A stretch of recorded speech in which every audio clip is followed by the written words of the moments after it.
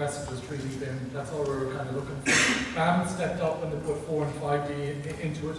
But really what we want to be concentrating now is 6D, which we put as sustainability, and 7D FM. We believe that there was an opportunity missed with this project for FM, that we didn't use the information that was gathered through the BIM model and pushed forward through our FM systems. So, like, we believe that there's work that we need to do on this. We need to define what kind of assets that we have that we need to manage. We need to define the information that we need to manage these assets, and we need to define how we manage these assets using software within our FM phase. So that's what we want to do going forward. I want to talk about the GDA's BIM plan for level 2. So I just want to do a little bit about myself. I've been with the GDA for 10 months now. I've been 5 years working on BIM projects. I would kind of say it's a bit of a poacher turned gatekeeper nearly, when moving on to the client.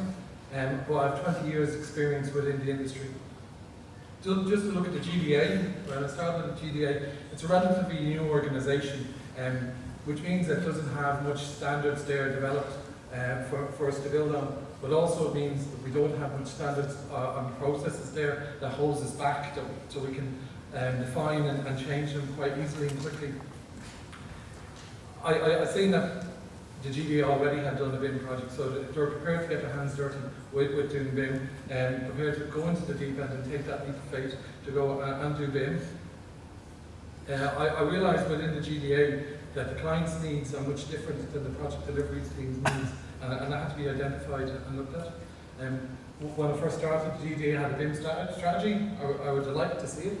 But then worked out really that there was really no plan to achieve this strategy. It was all this high level stuff that people talk about. There are all the good things that we should be doing, but how are we going to be doing these things?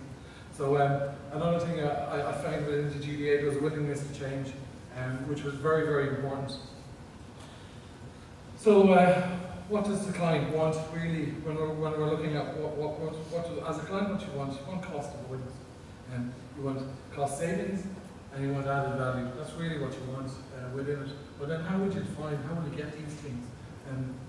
So for cost avoidance, we're looking for the right information at the right time.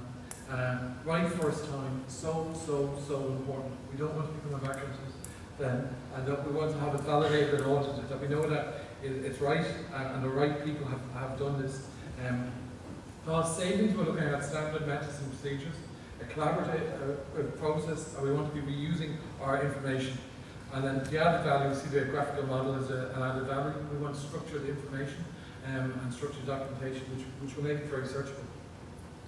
So what's our first step to try and achieve these kind of things? And I think it's kind of obvious. BIM level 1. We have to start at BIM level 1, BS 1192, look at what's in that. The collaborative common data environment. But for us, the most important thing about the common data environment is the checking and approving. That is what we really want to see in the common data environment. The information is checked and approved. The other thing is standard methods and procedures, that we need to have standard methods and procedures of how we do things to ensure that we're working to the same process for all our projects. And then the last thing was a file naming convention. So we thought these were important places to start. So what we started on, we looked at a quality process there. So we wanted check sheets to make sure that information, before we improved it in our common data environment, that it was checked. It was checked and checked. My role within the GDA is check that has been checked, not the check. And one thing about that is, this is stuff that has been specified in PAS 1192 as well, so we're not reinventing something here. It has said that it should be done. This is just a standard method and procedure that we're starting off. This is to upload stuff into our common data environment. That we have a lot of steps there, and them steps are to guarantee that quality and it's right first time. So we're developing this at the moment, so we're just starting. And then one thing we did, which was, it seems very obvious and logical, was to have a naming convention. With BS 1192, it's very broad. There's a lot of project-specific stuff that needs to be put into it. So we needed to go and define it. One of the things that found that the GDA in our projects had said that we wanted BS 1192 naming convention with it, but we actually didn't use it ourselves. So I don't know why we're asking when we don't use it ourselves. So we need to get ourselves adequate in using the naming convention, and also that the name, we agreed the names with FM, so we wasn't having the situation that the design drawings was named something, the construction drawings was named something else, and then the FM drawings was named something different. But we needed to have a consistent naming approach throughout the project, and in handover and in use. So really what I want to do is look at what the PAS 1192 Part 3, that's really a standard for a client. It's really where we should be looking at as a client, and going towards the system of what's in PAS 1192 Part 3.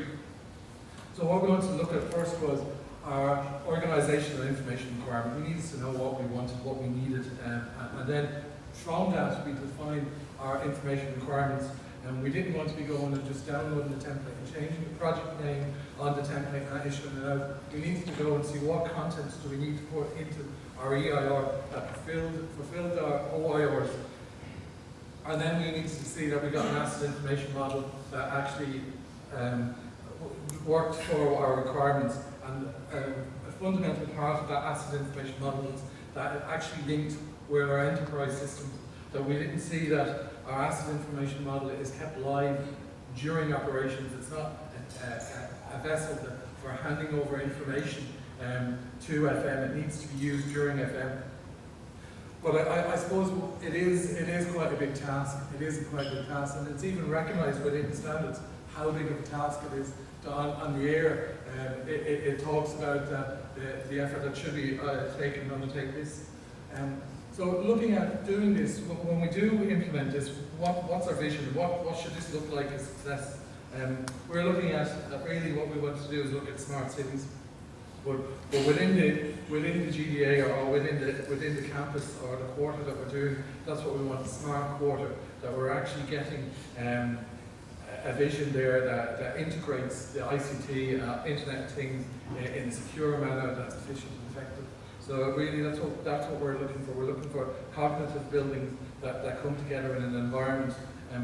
So how do we get this? Where do we start? So I suppose the first thing that we did was we tried to get a steering committee, get a committee involved in doing this, and to bring together all the stakeholders there within, we were looking at this, the DIT structure, within the DIT, to actually engage and come up with what we need to do for our documentation. So we needed a collaborative process again, which is the words that you should be hearing when we're doing BIM. And also we have working groups. So the steering committee is top down, working groups bottom up. So we're trying to get a process there to actually get what we need to move forward.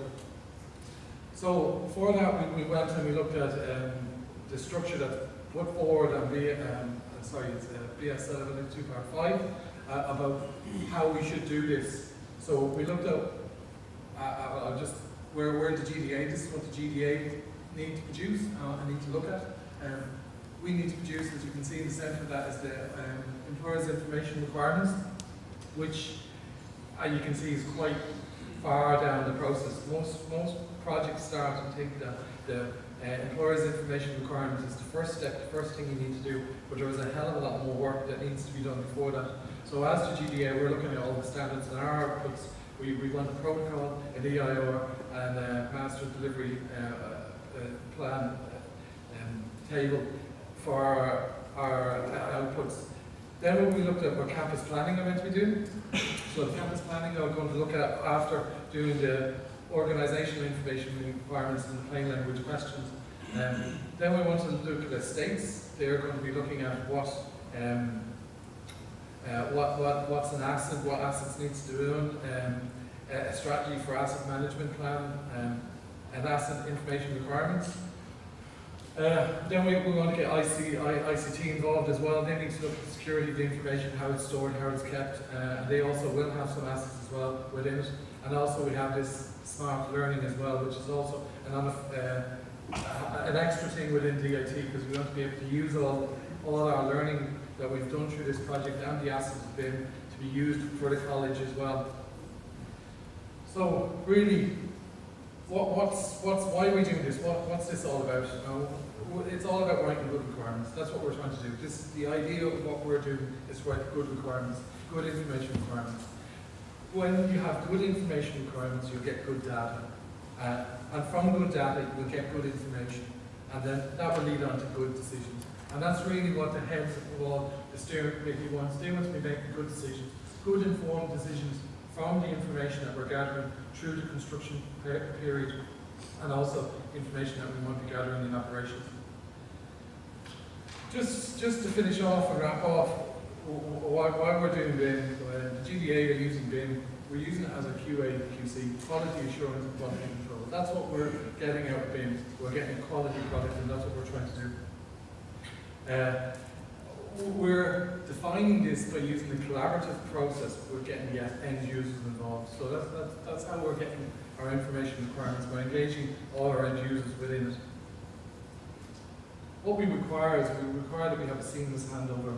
When we go from construction to operations, we want to get the information that's gathered within construction to flow seamlessly into our CAFM systems, and that the college is operating at a quarter, and the campus is operating day one as expected, no delays. And then what we're doing is we're always striving to improve the way we're doing BIM. We came a long way. Our first project was asked for probably as BIM 3D before, on the year that the BIM mandate was released. So it was a long time ago. We've learned a lot of things since that, and also the industry has learned a lot of things since that. And what I'd say is we don't have all the answers, but we do think we're starting to ask the right questions at the moment. So that's where we are at the moment in our BIM journey. Okay?